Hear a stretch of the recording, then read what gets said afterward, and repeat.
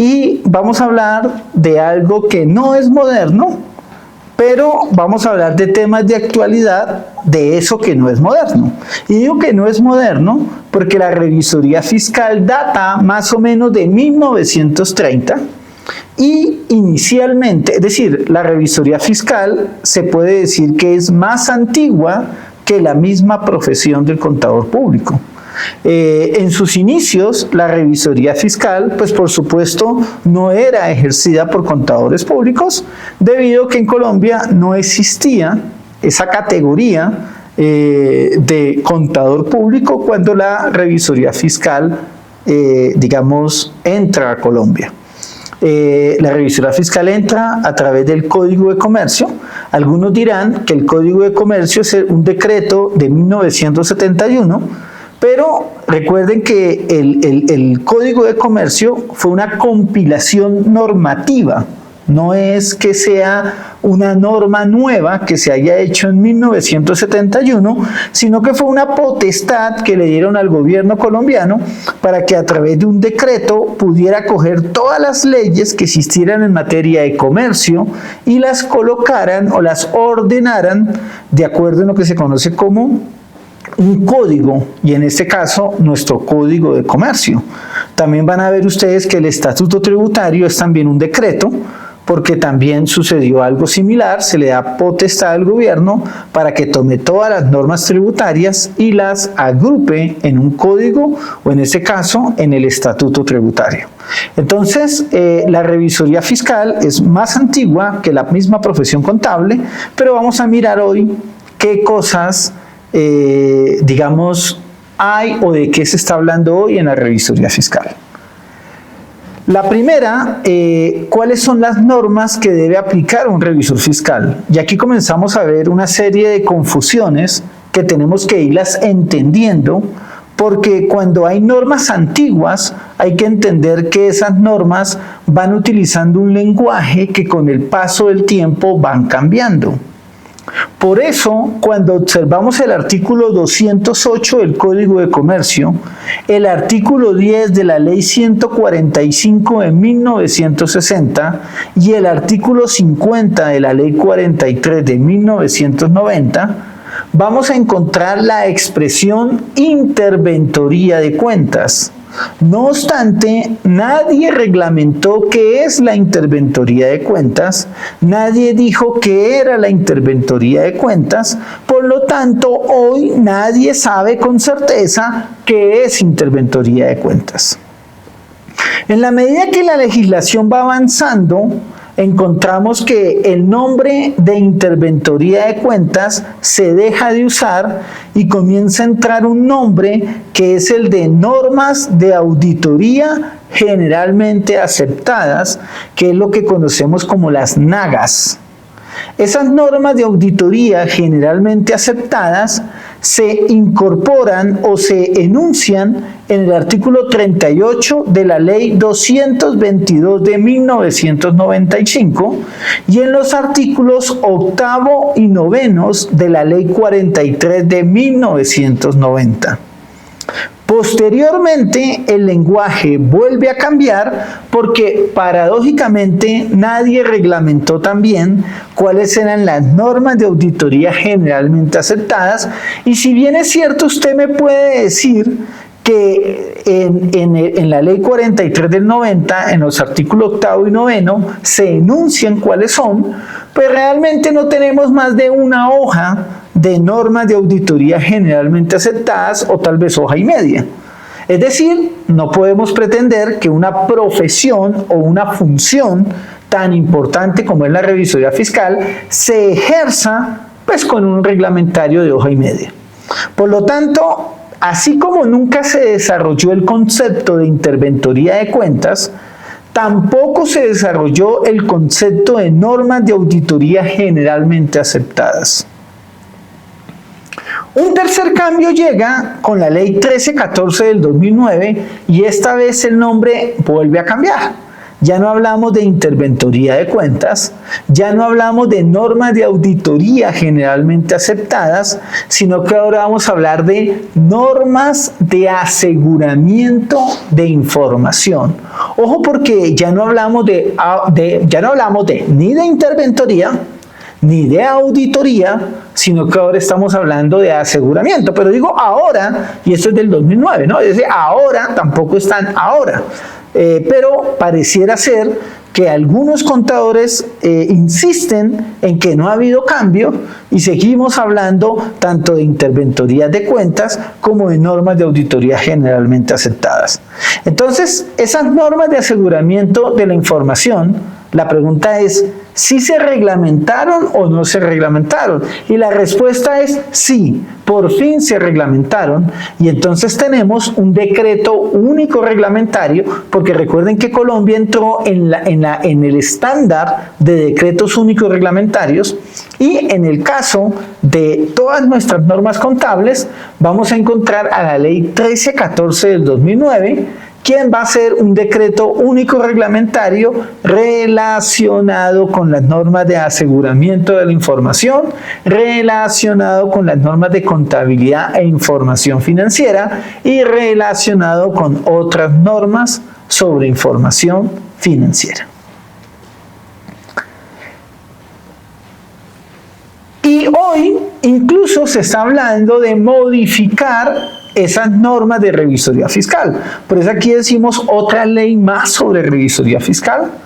Realmente la revisoría fiscal, ya lo dijimos, fue creada incluso antes de la profesión de contador público en Colombia,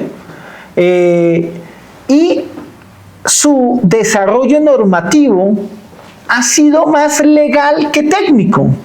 Y eso es un problema, porque en una profesión debe ser más importante lo técnico que lo legal.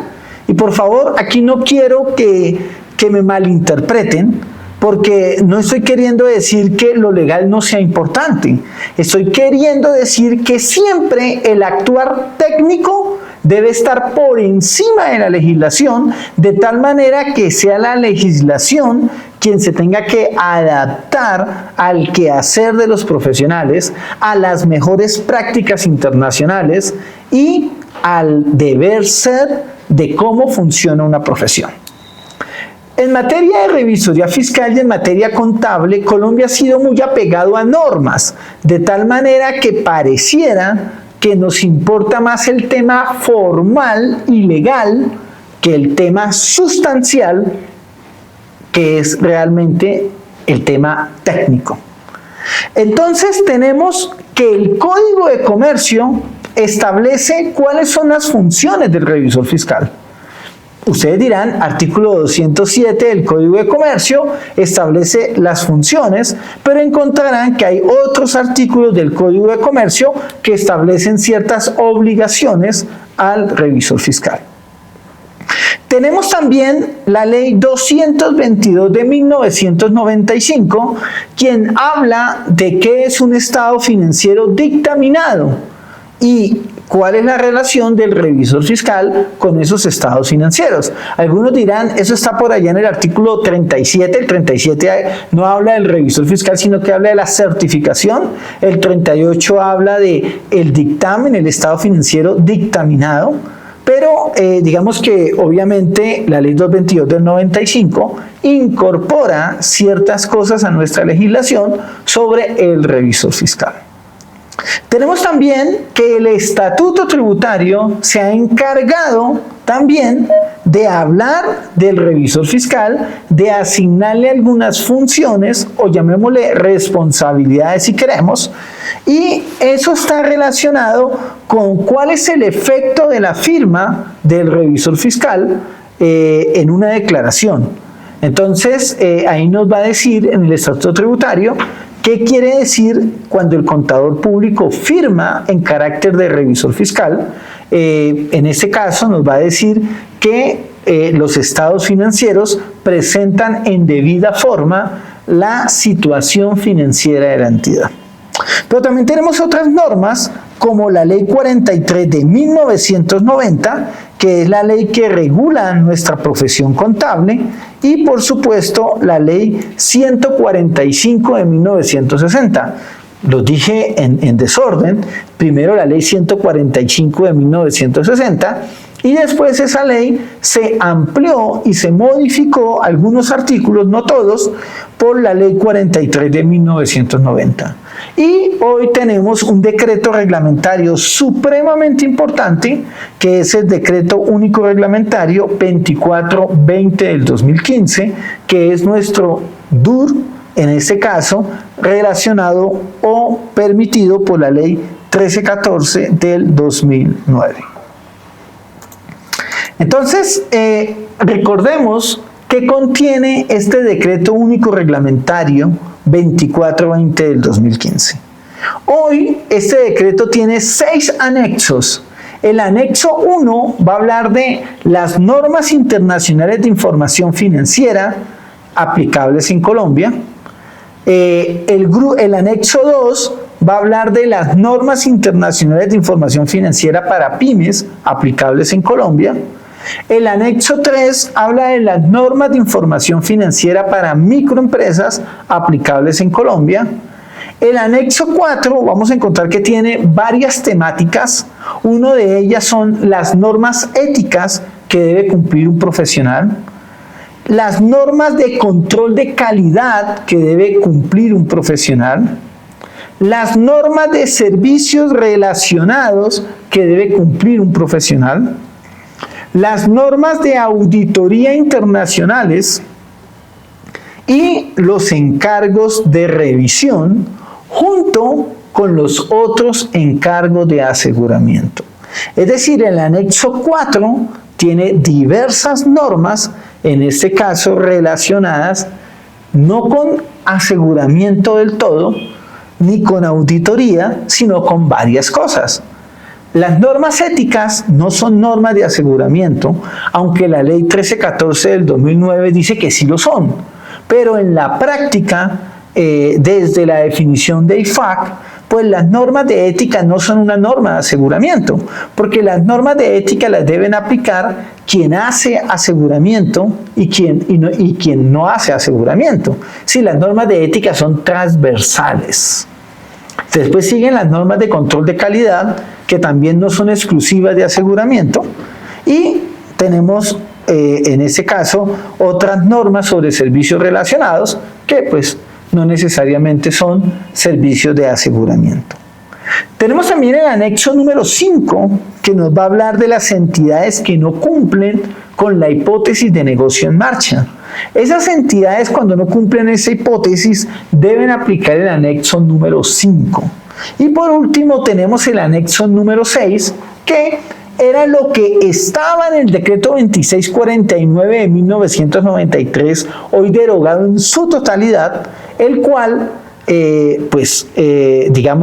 algunos artículos sobrevivieron y pasaron al decreto único reglamentario 2420 del 2015, anexo 6. Entonces, ahí tenemos el panorama del Decreto Único Reglamentario 2420 del 2015.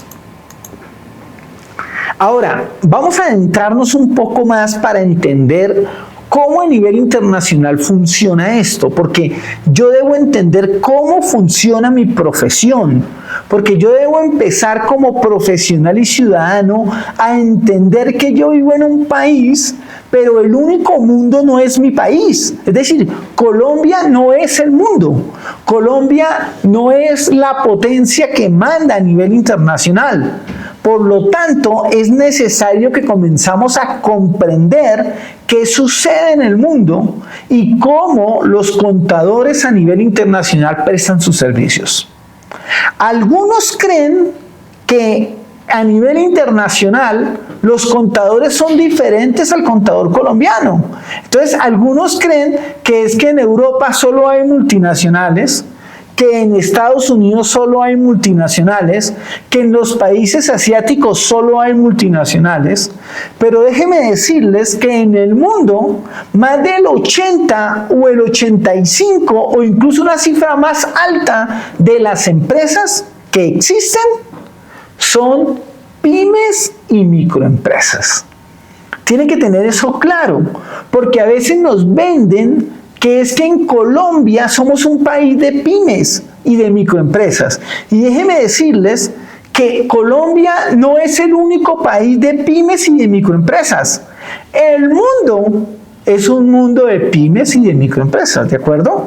Entonces, no es cierto que en la India el contador hace cosas diferentes a las que debería hacer un contador en Colombia. No es cierto que en Singapur los contadores deben hacer cosas diferentes a los que debe hacer un contador en Colombia. No es cierto que en Inglaterra un contador deba hacer cosas diferentes a las que debe hacer un contador en Colombia. Y digo que no es cierto porque debemos entender que somos una profesión que no se inventó en Colombia, una profesión que no atiende empresas que solo están en Colombia, sino que es una profesión que responde a un sistema que está en el mundo, que responde a unas empresas que compiten con el mundo y que los profesionales contables hacen su trabajo de forma similar en el resto del mundo. Alguien dirá, eso no es cierto, porque el contador de Nestlé hace el trabajo diferente al contador de una empresa de bicicletas en el sur de Bogotá. Y yo le digo, pues claro que lo hace diferente, pero también el contador de Nestlé, que está en Suiza, hace el trabajo diferente a un contador suizo de una empresa de bicicletas pequeña en Suiza. Es decir, no vayamos a creer que es que en Suiza solo está Nestlé y no hay más empresas. No. Simplemente los contadores trabajan de acuerdo con las necesidades de su cliente. Y ojo con lo que estoy diciendo, con las necesidades de su cliente. No es lo mismo un cliente donde el gerente es el dueño, donde, es el dueño absoluto, es el gerente, y si hay junta directiva, pues él es la junta directiva. No es lo mismo esa empresa a una empresa donde hay un gerente que no es el propietario, donde hay unos propietarios que tienen una junta directiva separada. No es lo mismo, el contador no hace el mismo trabajo porque su cliente tiene necesidades diferentes. No obstante, vamos a encontrar que a veces nuestra profesión contable y la misma revisoría fiscal pareciera que no entendiera que los clientes tienen necesidades diferentes y entonces en Colombia se predica que la revisoría fiscal aplica con el mismo nivel de complejidad para una multinacional que para una empresa pequeña. Y eso, a pesar de que la ley no distingue en eso, pues es un error. Y digo que es un error no porque quiera criticar la ley, sino porque yo no puedo poner las mismas responsabilidades profesionales al contador o al revisor fiscal de Ecopetrol versus el revisor fiscal de una empresa que tiene 7 apartamentos o tiene 4 bodegas, necesita tener revisor fiscal por el monto de sus activos, pero simplemente es administrado por su propietario. Entonces, no puede ser la misma responsabilidad. Por eso me he copiado este cuadrito que ustedes ven en pantalla de una guía de la IFAC. Y esta guía de la IFAC básicamente nos dice que, o nos da varios ejemplos, donde arranca de abajo hacia arriba. Y si vamos a mirar de abajo hacia arriba, vamos a empezar diciendo, lo primero es una compañía o una empresa cuyos miembros de la dirección necesitan información financiera para uso interno. Es decir, yo necesito que usted me presente información para mí, para saber cómo está la compañía. Y también, seguramente, para presentarla a una autoridad de regulación que me exige llevar contabilidad y que me exige, como pasa en Colombia, que elabore información financiera, y en Colombia le dijimos de propósito general. Es decir, aquí, por ley, todo el mundo presenta estados financieros de propósito general sin entender muy bien cuál es el concepto de estados financieros de propósito general. Por supuesto, quien hizo la ley lo tenía claro, pero a veces los contadores no comprendemos que hay información financiera de propósito general y hay información financiera que no es de propósito general, sino que es de propósito interno, para satisfacer necesidades de la administración, para satisfacer necesidades del gerente. Y para ello no hay norma contable. Él necesita información para sí mismo y simplemente se puede elaborar con cualquier estándar o siguiendo una regla específica que requiera la administración. Pero eso no es información financiera de propósito general, sino que es información financiera de propósito interno.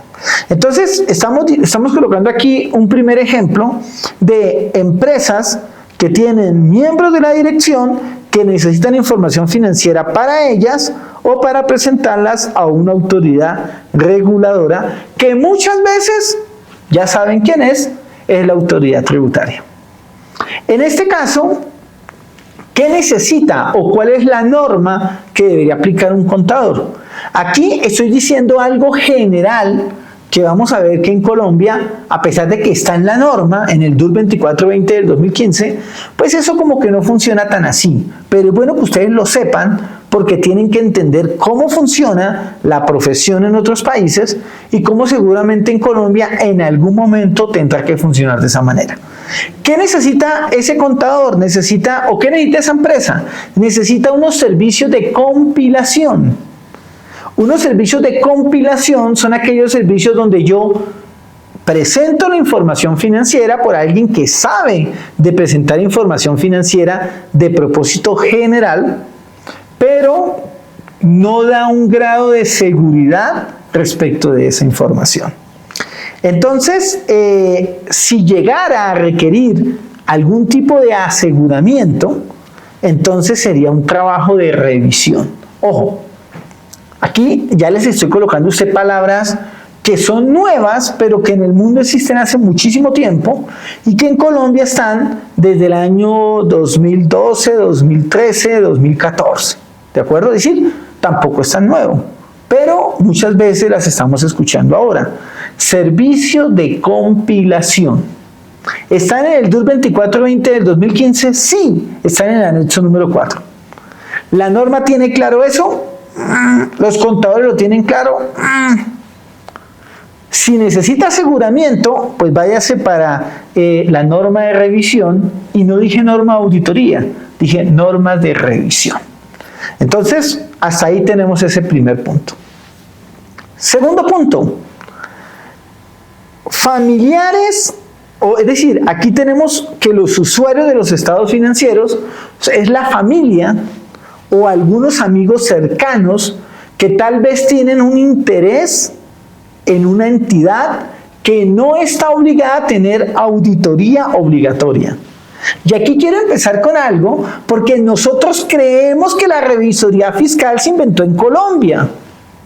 Y realmente nosotros no podemos decir que nos inventamos al pato Donald, porque simplemente trajimos la figura del pato y le llamamos el pato Donaldo. Yo no puedo decir que porque yo le puse una O y entonces ahora se llama el pato Donaldo, yo no puedo decir que yo me inventé el pato Donaldo, y que el pato Donald es una figura diferente a la del pato Donaldo, cuando yo claramente sé que lo que hice fue copiar una figura que existía afuera, colocarla en Colombia con algunos ajustes. Yo no puedo decir que me inventé la revisoría fiscal, porque la revisoría fiscal no es más que lo que en el mundo se conoce como una auditoría obligatoria. Y por supuesto muchos dirán que el revisor fiscal es más que un auditor. Y es fácil decir que el revisor fiscal es más que un auditor cuando el auditor yo sé qué hace porque tiene normas, pero el revisor fiscal no sé qué hace. Es decir, puede hacer tantas cosas que a lo sumo puede no hacer nada, o puede hacer el trabajo como él quiere, y eso es diferente al juicio profesional. Uno de los temas que tenemos que tener todos claros es que una cosa es el juicio profesional y otra cosa es hacer lo que a mí me da la gana. Son dos cosas absolutamente diferentes. El juicio profesional es seguir un procedimiento, seguir las mejores prácticas que están establecidas por personas que han trabajado por el protocolo contable internacional, y hacer lo que me da la gana es simplemente hago lo que yo quiero sin importar cuáles son las mejores prácticas. Y a eso no le puedo llamar juicio profesional, porque el juicio profesional es tomar esas mejores prácticas, analizarlas y teniendo en cuenta un conocimiento adecuado, digo cuál es la mejor forma o cuál es la mejor técnica o cuál es el mejor procedimiento a utilizar. Pero ojo, siguiendo el procedimiento. Voy a poner un ejemplo sencillo. Un médico no puede atender a un paciente como le venga en gana. Él tiene que aplicar un protocolo. Ese protocolo es un estándar internacional, un estándar de medicina, una mejor práctica de medicina. Él, basado en ese protocolo, cuando tiene un paciente, aplica su juicio profesional para atender al paciente basado en esos protocolos. Pero el médico no puede atender a un paciente haciendo lo que a él le venga en gana o lo que a él se le ocurra. No, eso no es juicio profesional. Eso mismo aplica al contador, que por ende es un revisor fiscal. Es que a veces hemos separado la figura de revisor fiscal y contador, cuando realmente lo que existe es un contador que cuando actúa puede actuar como contador dentro de una compañía o puede actuar como revisor fiscal. Entonces, vimos el primer punto. Ese segundo punto nos dice que cuando los usuarios son familiares o amigos que tienen interés en la empresa, pero no hay una obligación de tener una auditoría obligatoria, entiéndase revisoría fiscal, en ese caso puede pasar que exista, que ellos necesiten una revisión de estados financieros. Todavía no estoy hablando de auditoría. O de pronto pueden necesitar procedimientos acordados. Que los procedimientos acordados también están en el anexo 4 y nos falta mucho por comprender qué es un servicio relacionado, ¿no es cierto? O simplemente con una compilación es suficiente. Todavía no hemos llegado a la auditoría. Tercer punto, y vamos aquí, vimos el primero, el segundo, vamos al tercero. ¿Quién es el usuario? El usuario va a ser en este caso una institución financiera que presta dinero a una entidad que no está obligada a hacer una auditoría obligatoria. En ese caso, ¿qué necesitará esa entidad financiera? De pronto una auditoría, de pronto una revisión o de pronto unos procedimientos acordados. Mire cómo, dependiendo del nivel, estamos estableciendo la escala. Pasamos a un cuarto nivel. Los usuarios son terceros que son miembros o partes interesadas en una entidad exenta de auditoría obligatoria. Igual, se puede necesitar una auditoría o una revisión dependiendo de qué necesitan esas partes. ¿Cuál es el grado de profundidad? Porque hacer un procedimiento de revisión o aplicar una norma de revisión es diferente a aplicar una norma de auditoría en cuanto al alcance, en cuanto a hasta dónde van mis pruebas de auditoría, hasta dónde debo hallar evidencia, ¿de acuerdo? Vamos a otro nivel, que es donde decimos que los usuarios de los estados financieros es una entidad que tiene planes de crecer y atraer a nuevos interesados y obtener financiación. En ese caso, habrá que mirar qué se necesita. Si una auditoría, porque seguramente lo amerite, si una revisión de estados financieros o unos procedimientos acordados.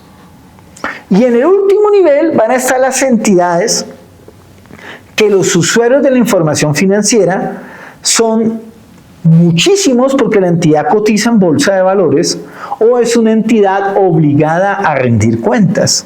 En ese caso, Normalmente lo que esa entidad debe emitir o el trabajo que se debe hacer es una auditoría, la cual normalmente debe estar regulada en cada país o que está regulada en cada país. Entonces, mire, aquí en Colombia, ¿cómo lo resolvimos? En Colombia lo resolvimos diciendo revisora fiscal para todo el mundo. No, es que aquí lo importante es que tenga activos de más de X cantidad de salarios mínimos o ingresos de tantos salarios mínimos. Es decir, no estamos resolviendo el problema del paciente de acuerdo al diagnóstico, sino que simplemente el problema lo resolvimos porque sí.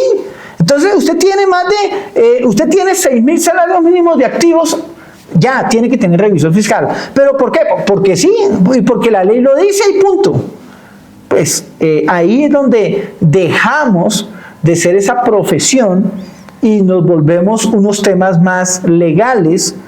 No estoy justificando o no estoy diciendo que la revisoría se deba acabar. Estoy diciendo es cómo una actividad profesional debe prestar un servicio de acuerdo a las necesidades de su cliente y no de acuerdo a lo que a mí me convenga.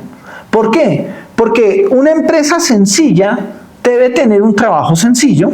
Una empresa compleja o una empresa con muchos stakeholders, que es lo que se llaman a los usuarios de los estados financieros, pues seguramente va a tener un alcance más profundo, una evidencia mayor y seguramente no voy a requerir una compilación, no voy a requerir un procedimiento acordado, no voy a requerir una revisión, sino que seguramente necesito una auditoría.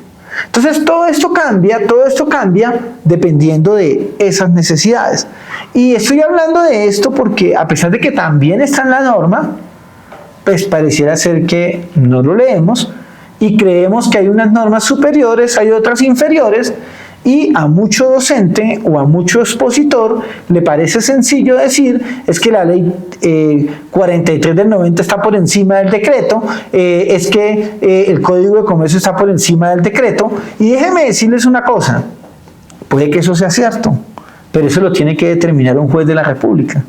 Yo no puedo decir que un decreto está en contra de la ley, eso lo dice un juez de la República.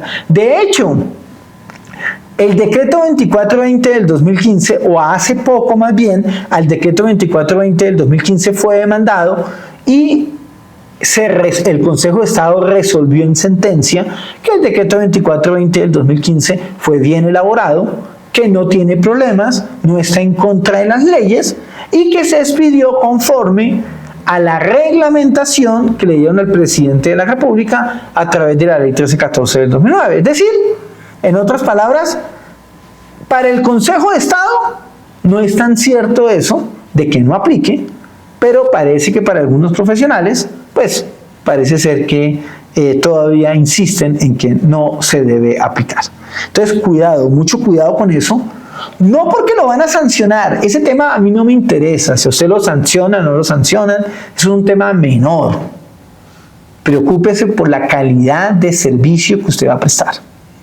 ¿A qué le va a apostar usted, maestro? ¿Qué quiere? ¿Qué tipo de servicio quiere prestar? ¿Quiere ser aquel médico que no sigue protocolos y que atiende a los pacientes como él quiere? ¿O quiere ser ese médico que sigue los protocolos y que de acuerdo a esos protocolos aplica su juicio profesional para resolver las necesidades de su cliente? Eso lo decide usted, no yo. Entonces, de eso es lo que estamos hablando. Muchas personas le dicen a uno, y si yo no aplico eso, ¿qué pasa? Pues no pasa nada. Solamente que usted dejará de ser un profesional y pasará a ser simplemente, a pesar de que tiene título, un profesional que realmente solo legalmente tiene un título, pero no está actuando con el deber profesional, con la diligencia profesional. Y eso en el fondo, pues gústeme a mí o no me guste a mí, pues tampoco es ético. Porque cuando yo contrato a un contador, lo contrato porque creo que él tiene unas capacidades y tiene unas suficiencias. Pasa lo mismo cuando usted contrata a un mecánico. Si usted contrata a un mecánico, usted cree que ese mecánico es capacitado. Usted cree que ese mecánico cuando baja el motor o cuando arregla la caja no está improvisando, sino que está aplicando un procedimiento. Lo mismo pasa con nuestra profesión. Quien nos contrata cree y supone que usted está aplicando un procedimiento, una buena práctica, porque él cree que está pagando por ello. Sea poco, sea mucho, pues eso depende ya de lo que usted cobre. Sigamos entonces. Para hablar entonces hoy de la actualidad, y lo digo hoy porque hoy hay vientos de cambios, pero estamos hablando de vientos de cambios para continuar igual, es decir, vimos que el nombre viene cambiando de, digámoslo así, de interventoría de cuentas, pasó a NAGAS, y ahora estamos hablando de normas de aseguramiento. Y cuando uno observa, los invito a que miren esas propuestas de la revisoría fiscal, pues observa que en el fondo se siguen hablando de las tres cosas indistintamente, como si no se entendiera que es un paso del tiempo. Hoy entonces vamos a encontrar en los artículos 1.2, 1.2, quienes están obligados a aplicar el anexo 4 del DUR 2420 del 2015. Y aquí tenemos 6 cosas. La primera, los revisores fiscales que presten servicios a entidades que aplican NIP plenas deben aplicar normas de aseguramiento, deben aplicar normas de auditoría de información. Es decir, lo que se conocen como las NIAs, Normas Internacionales de Auditoría, o en inglés las ISA. También los revisores fiscales que voluntariamente lo deseen hacer, como aquellos revisores fiscales que presten servicios a entidades del grupo 2 que tengan más de 30.000 salarios mínimos de activos o más de 200 trabajadores. Del mismo modo, también aplica sobre los estados financieros consolidados, sin importar qué tipo de estados son, qué tipo de grupos son. Y también aplican para todos los contadores públicos que realicen trabajos de auditoría de información financiera. Posteriormente también se les aplica a aquellos revisores fiscales que presten sus servicios en entidades estatales obligadas a aplicar el marco normativo para empresas que cotizan en el mercado de valores o que captan o administran ahorros del público. Entonces, si observamos, aquí tenemos quienes deben aplicar las NIAs, y esto pues por supuesto lo debo conocer, lo debo observar. Pero hay otras normas de aseguramiento que también se deben aplicar. Y dijimos, o el decreto 2420 dijo, que esto debe aplicarse a los revisores fiscales que presten sus servicios a entidades del grupo 1 y a entidades del grupo 2 que tengan más de 30.000 salarios mínimos. Ya no estamos hablando de las normas internacionales de auditoría, sino de las normas internacionales de encargo de aseguramiento. Entonces, ya el tema pasó para unas entidades también, porque en Colombia a veces tendemos a ser un poco exagerados y a colocar muchas normas. Entonces nos parece muy fácil decir, aplique esa norma, aplique esa norma, aplique esa norma. En la práctica la gente no lo aplica, pero nos gusta decir que la sigan aplicando, a pesar de que sabemos que eso no ocurre en la práctica. Entonces, aquí tenemos quienes deben aplicar esas normas internacionales de encargo de aseguramiento y deben hacerlo para cumplir las responsabilidades que establece el numeral 7º del artículo 207 y aquellas que establece el artículo 208 del Código de Comercio, junto con las responsabilidades del artículo 209 del Código de Comercio. Mejor dicho, voy a aclarar esto que acabé de decir. El artículo 207, numeral 7º, y el artículo 208 del Código de Comercio, pues se realizará observando las normas internacionales de auditoría y en este caso se aplicarán las ISAE, esas normas internacionales de encargo de aseguramiento, para aquellas responsabilidades que están relacionadas con el artículo 209 del Código de Comercio, donde hay responsabilidades relacionadas con la revisión del control interno, o con una auditoría del control interno, y también con aquellas relacionadas con temas de cumplimiento. Entonces, algunos dicen es que la revisoría fiscal no es una auditoría financiera. Tiene toda la razón. Pero es que cuando hablamos de auditoría legal o auditoría estatutaria, que es lo que existe a nivel mundial, es esa auditoría en el cual un país obliga o una nación obliga a que ciertas empresas se sometan a un tipo de auditoría o sometan sus estados financieros a un tipo de auditoría. Y esa auditoría siempre está regulada. No siempre es solo auditoría financiera, sino que es una auditoría financiera más otros componentes. Pero tenemos que entender que un contador tiene un límite. Los contadores no sabemos demasiado de normas de cumplimiento. Puede ser que un contador sepa que la información exógena se venza en tal fecha y que se va a presentar, y él de alguna manera hace su trabajo verificando que la compañía presente esta información. Pero eso es diferente a que el contador sea el experto en qué cosas se deben reportar en la información exógena. El contador puede conocer cuáles son las fechas de vencimiento de las declaraciones de renta, de retención en la fuente o de IVA, pero puede no ser la persona más experta en todo el tema tributario. Y digo que puede no ser la persona más experta en temas tributarios porque el tema tributario tiene su experticia, la cual es diferente a la auditoría. Entonces, eso es algo que debemos considerar y debemos conocer. El mismo DUR 2420 del 2015 nos va a establecer otras normas que se deben cumplir, como las normas de control de calidad, donde dice que lo deben prestar todos los contadores públicos que presten servicios de revisoría fiscal, auditoría de información financiera, revisión de información financiera histórica o cualquier otro trabajo de aseguramiento. Y que el código de ética para profesionales pues lo deben aplicar todos los contadores públicos. Yo utilizo una palabra que a Samuel Mantilla no le gusta, y él tiene sus razones fuertes de por qué no le gusta, y dice en consonancia con la ley 43 del 90. Digo que tiene sus razones porque Samuel Mantilla es una persona muy estudiosa. Yo recomiendo que lo lean, recomiendo que vean sus videos. Siempre hay algo que aprender de él. Y si bien hay personas que no comparten el 100% de lo que él dice, es una persona en la cual se puede aprender demasiado.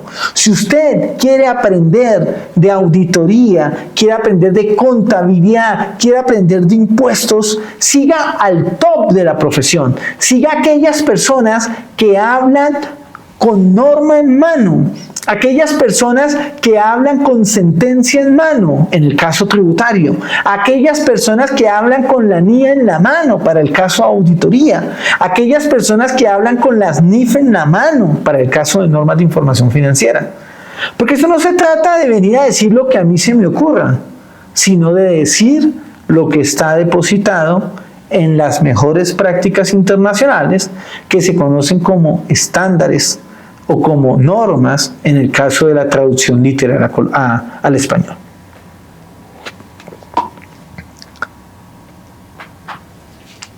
¿Dónde puedo averiguar más de auditoría?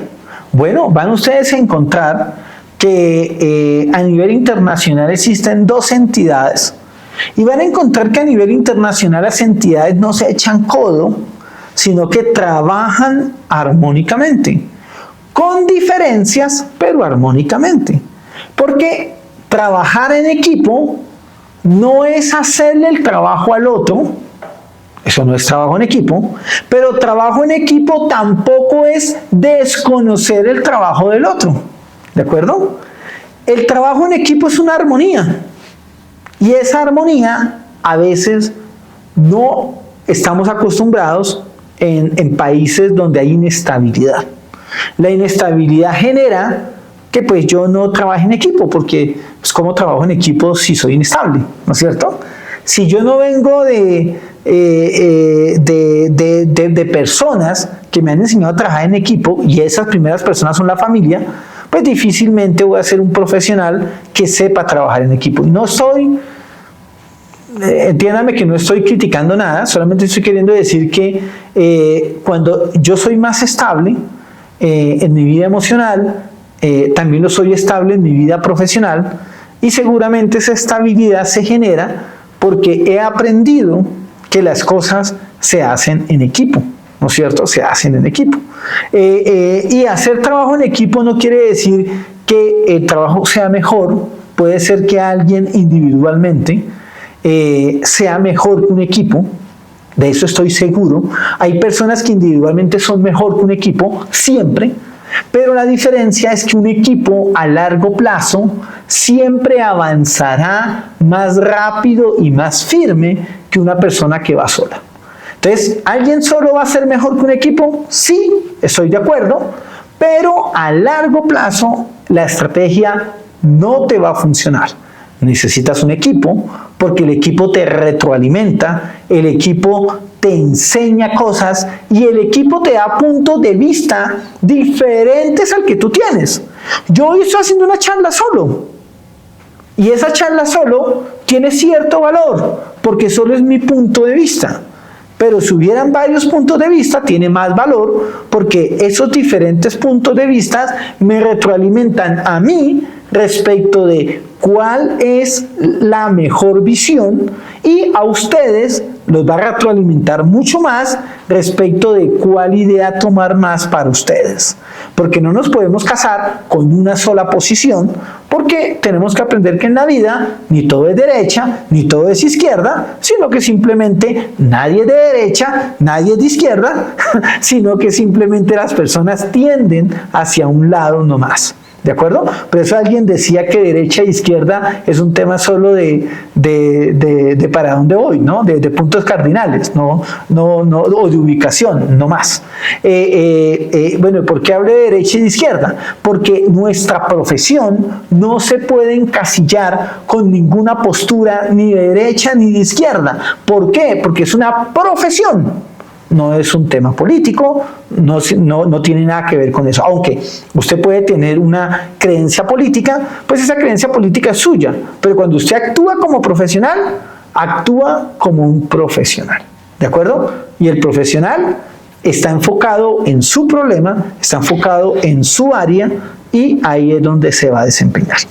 Entonces, les quería decir que a nivel internacional, en el tema de auditoría, tenemos a esta página web que es www.iaasb.org, que es la junta que pertenece a IFAC, que se encarga de elaborar las normas internacionales de auditoría.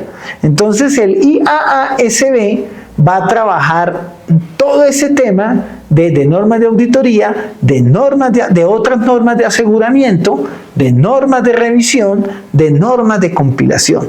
Por allá verán más adelante que otro organismo de la misma IFAC hace normas sobre el código de ética, otra junta del IFAC hace normas para contabilidad del sector público, y otra junta del IFAC hace normas sobre educación para el contador público.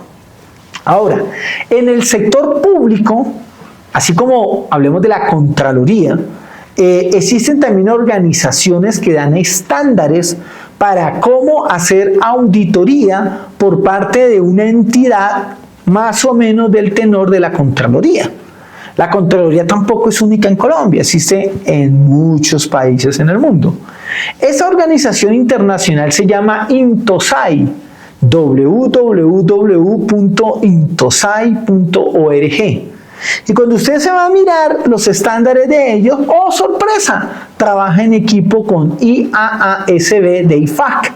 Quiere decir que ella, en vez de inventarse lo que ya está inventado, parte de trabajar en equipo es no desconocer lo que el otro hace, pues lo que hace simplemente es tomar sus estándares, los estándares de IAASB, incorporarlos y en algunos casos realizar algunos ajustes relacionados con las entidades del sector gobierno. Entonces, hasta ahí vamos en ese tema. En ese orden de ideas, ¿qué debe hacer un revisor fiscal? Bueno, el revisor fiscal va a estar enmarcado dentro de la definición de aseguramiento. ¿Por qué dentro de la definición de aseguramiento? Porque el aseguramiento está relacionado con estas tres cosas: un resultado, una materia subyacente objeto de análisis y un criterio. Y vamos a ver aquí ejemplos de eso, a ver cómo aplica un revisor fiscal. Primero, de cara a los estados financieros. De cara a los estados financieros, ¿cuál es el resultado? Pues el estado financiero. ¿Y qué es? Pues que no tenga errores materiales. ¿Cuál es la materia subyacente objeto de análisis? Pues la situación financiera de la entidad, el resultado de la gestión y los flujos de efectivo de la entidad, que sean presentados en debida forma y que reflejen la situación financiera de la entidad y todos aquellos objetivos que están en las normas de información financiera. ¿Y cuál es el criterio? Pues el criterio es el marco de información financiera, ni plenas, ni pymes, normas de microempresas, normas de contabilidad del sector público, normas para entidades que no cumplen la hipótesis de negocio en marcha. ¿De acuerdo? Entonces, ahí tenemos que eso hace el revisor fiscal y que eso es aseguramiento. También, cuando hablamos de la declaración sobre la eficacia del control interno, vamos a encontrar lo mismo. ¿Cuál es el resultado? Pues, ¿qué tan eficaz es ese control interno? ¿Cuál es la materia subyacente objeto de análisis? Pues la evaluación de esa eficacia del control interno en la entidad. ¿Y cuál es el criterio?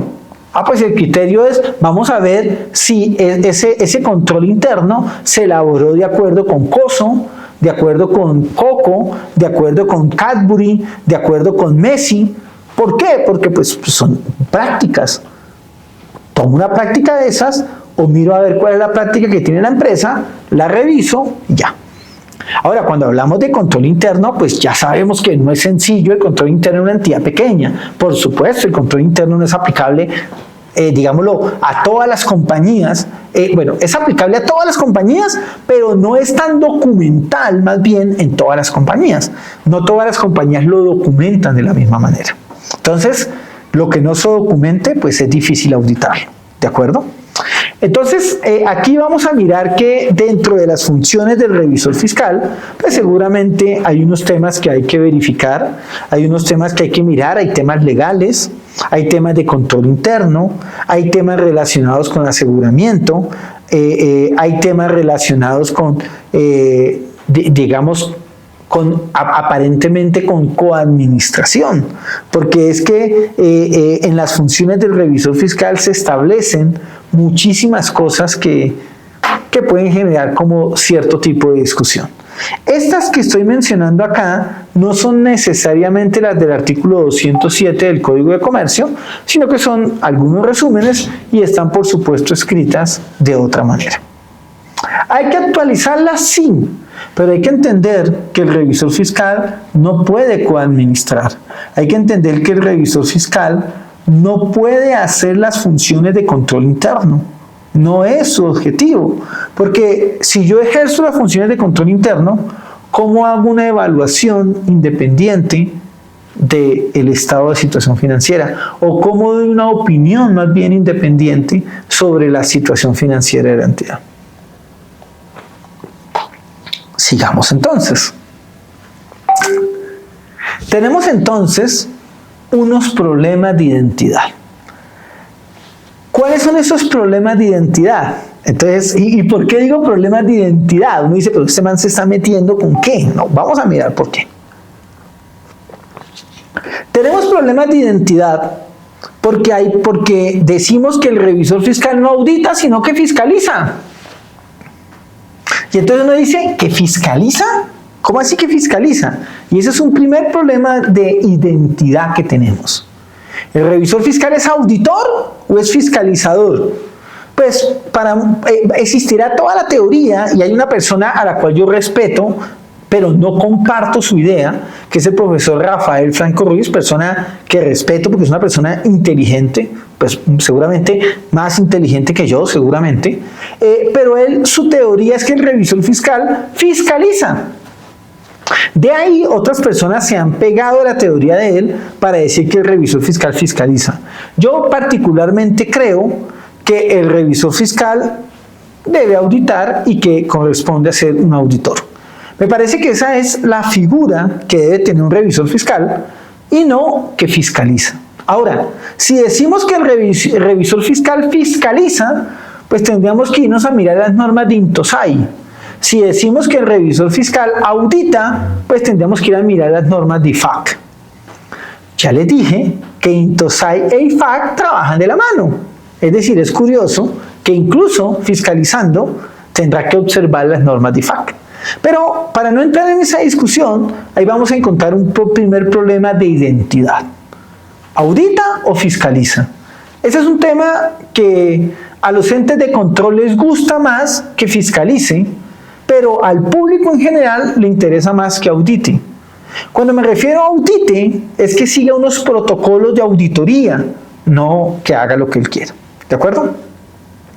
Entonces, el problema de identidad es, y lo dan algunos entes de control, porque dicen, no, el revisor fiscal no audita, sino que fiscaliza, pero usa normas de auditoría. Entonces, dice, bueno, este tema es bien complejo porque, entonces, audito, fiscalizo, ¿qué hago? No, usted fiscaliza, pero con normas de auditoría. No, yo no puedo fiscalizar con normas de auditoría. Yo audito con normas de auditoría. Yo reviso con normas de revisión. Yo compilo con normas de compilación. Yo hago procedimientos acordados con normas de procedimientos acordados. ¿Sí soy claro? Yo no le puedo a usted cruzar, yo no le puedo decir a usted que usted revise con normas de compilación, yo no le puedo decir a usted que audite con normas de procedimientos acordados. No, cada cosa tiene una responsabilidad.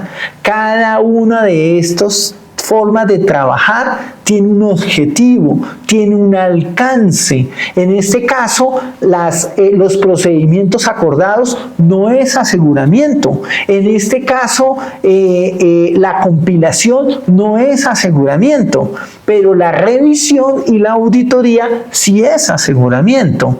Pero siendo aseguramiento, tienen alcances diferentes. Entonces, ese primer problema es identidad. Y bueno, realmente para mí ese es el problema.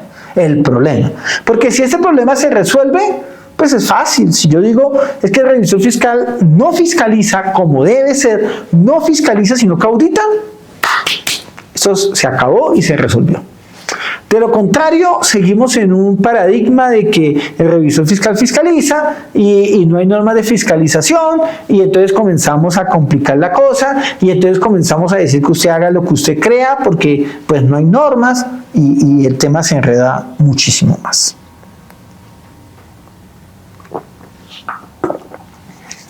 ¿Qué tenemos hoy? Pues hoy tenemos unos obligados a tener revisor fiscal porque, a pesar de que le hablé de 4 esquemas, en Colombia parece que hemos concluido, o parece que desde 1930 se concluyó que había que tener revisor fiscal. Pero el revisor fiscal, cuando por allá la misión Kemmerer la recomendó, y de ahí sale la figura, no se creó para todas las empresas, se creó para sociedades anónimas, que en esa época las sociedades anónimas era parte de las sociedades por acciones, juntos con las sociedades en comandita por acciones. Y esas sociedades anónimas pues eran sociedades high class, eran estrato 6. No cualquiera tenía una sociedad anónima, porque las sociedades anónimas tenían unos protocolos fuertes. Uno de ellos era, hacer escritura pública, que eso cuesta. Otra de ellas está relacionada con tener de plano revisor fiscal. Otra de ellas está relacionada con tener junta directiva y con tener mínimo 5 accionistas. Entonces, el tener una junta directiva, pues cuesta. En Colombia, al inicio, eran las empresas grandes las que eran sociedades anónimas, pero recuerden que por allá, en el año, creo que 2008, espero no estarme equivocando, nace una sociedad, un tipo de sociedad que a mí personalmente me fascina, particularmente me fascina, me disculpan, y es la sociedad por acciones simplificadas. La sociedad por acciones simplificadas,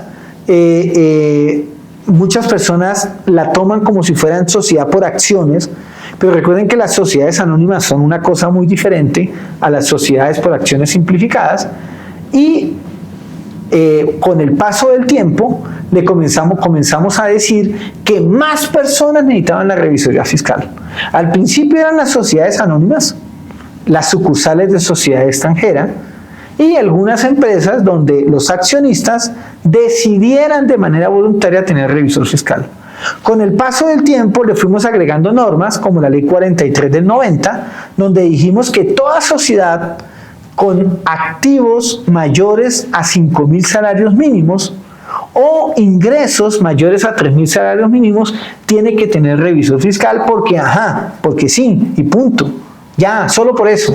Entonces ya comenzamos a tener la revisoría fiscal creada o ideada por unos señores por allá en 1930 para sociedades high class. Comenzamos a bajarla y a aplicársela a más compañías. Y con el paso del tiempo, pues no voy a seguir mencionando porque me extendería demasiado, pues encontramos que se las colocan a las cajas de compensación familiar, se las colocan incluso a conjuntos residenciales mixtos o comerciales. Y con el agravante que mucha propiedad horizontal residencial que no está obligada a tener revisor fiscal, tiene revisor fiscal porque cuando hicieron la minuta, la constructora la hizo diciendo que necesitaban revisor fiscal. Es decir, le comenzamos a poner revisor fiscal 1930 high class, 2000, bueno, digamos que no hablemos de 2023, digamos con el paso del tiempo, hasta una propiedad horizontal. Y digamos que la residencial es voluntaria, pero como lo dije, gran parte en Colombia tiene revisoría fiscal, porque así con unos estatutos y cambiar esos estatutos cuesta mucho dinero, entonces lo mantienen, un revisor fiscal mal pago, que tiene que cumplir un poco de funciones, que no las hace, no las puede hacer por el monto tan bajo que le pagan. Entonces, pero seguimos insistiendo en que sí las hace, porque nos gusta eso, nos gusta decirnos mentiras y nos gusta ratificar que esa mentira es cierto, a pesar de que sabemos que no lo es. Entonces, hoy hablamos de propiedad horizontal mixta. Cualquier propiedad horizontal que tenga un local comercial, hágame el favor. Hoy en día todo lo que están construyendo el primer piso y están colocando local comercial ya es mixto y tienen que tener revisor fiscal. Es decir, no, yo sé que es más trabajo, pero realmente ese exceso de legalidad hace que no seamos vistos como profesionales y eso a largo plazo no es tan bueno, Entonces le comenzaron a colocar esto a las empresas industriales y comerciales del Estado, a las sociedades de economía mixta, a Fogafín, a algunas entidades del sector solidario, bueno, en este caso a entidades que manejen o controlen recursos del Estado, a entidades vinculadas al régimen de seguridad social, a las cámaras de comercio, y algunos insisten hoy, a pesar de que la ley no lo dice textualmente, que las fundaciones tienen que tener revisor fiscal, que las organizaciones tienen que tener revisor fiscal, algunas organizaciones sin ánimo de lucro. Pues la ley no lo dice textualmente, pero algunos dicen que ellos interpretan que sí, y esto pues no es tan cierto. No es tan cierto, pero hoy la interpretación del Consejo Técnico, hay dos interpretaciones, en una época dicen que sí, en otra época dicen que no, y pues es un tema más legal que en sí profesional. Entonces, vemos que hoy para ser revisor fiscal realmente no se requiere mucho, a pesar de que se dice que el revisor fiscal es una persona que tiene un estatus. Ese estatus se ha venido perdiendo porque el revisor fiscal, pues, puede ser alguien que tenga 50 años de experiencia, seguramente estoy exagerando con los 50 años, 10 años de experiencia, o alguien que acabó de salir de la universidad y no tenga experiencia. Es decir, realmente nuestra legislación ha sido irresponsable al momento de permitir que alguien sin el conocimiento y el entrenamiento adecuado sea revisor fiscal. Y no estoy hablando de tener una especialización en revisoría fiscal como se pretenden por algunas personas. El entrenamiento no es hacer una especialización, con el respeto de la universidad que me invitó. El entrenamiento es un entrenamiento constante, es saber si usted conserva las habilidades y las cualificaciones para seguir actuando como revisor fiscal. Y eso se ve mucho en los cursos permanentes, en la permanente actualización, que pueden ser cursos cortos, que pueden ser diplomados, que pueden ser especializaciones, pero sobre todo que le permitan tener el entrenamiento adecuado para que usted continúe en forma. En este caso no es gimnasio, sino en forma de un profesional que constantemente está estudiando. Entonces, hoy no hay cualidades para ser revisor fiscal, no hay cualidades diferentes a las que tiene cualquier contador público, y eso hace que algunas personas propongan que, por ejemplo, tenga que ser un especialista en revisoría fiscal o en auditoría, y otros propongan que tenga que tener una experiencia en labores relacionadas con el ejercicio de la profesión contable, mínimo por un término de 3 años. Esos son solo soluciones. Para dar un espacio de preguntas, y si las hay, por supuesto, vamos a terminar un poco con este modelo que hay. Pues material tengo muchísimo para muchas cosas, pero vamos a mirar este modelo que se llama las 4 líneas de defensa. Y es un modelo que inicialmente fue creado por el Instituto de Auditores Internos, y luego el Comité de Basilea de Supervisión Bancaria adopta ese modelo y le agrega una 4ª línea de defensa.